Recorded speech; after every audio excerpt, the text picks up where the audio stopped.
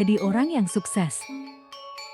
Demikian tadi sepenggal cerita Hidurma, cerita rakyat Bali zaman dulu, terutama dari ogoh-ogoh mini yang saya buat ini. Saya kira cerita ini juga menggambarkan betapa kuatnya cinta, sehingga bisa menyatukan dua insan beda alam. Cerita ini juga merupakan sebuah pesan bagi orang-orang yang ditinggal orang tua agar tetap semangat menjalani hidup demi masa depan yang cerah.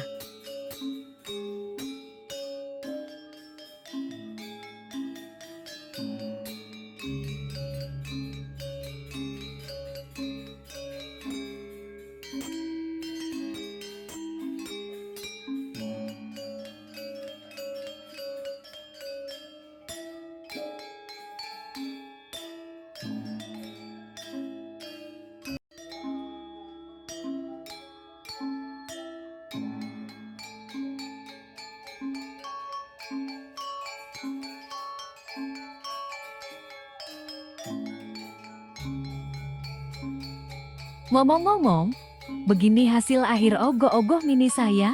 Bagaimana menurut Smeton? Bagus apa tidak?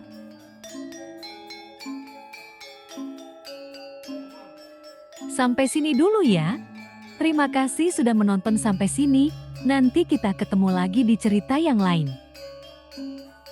Sampai jumpa. Dadah.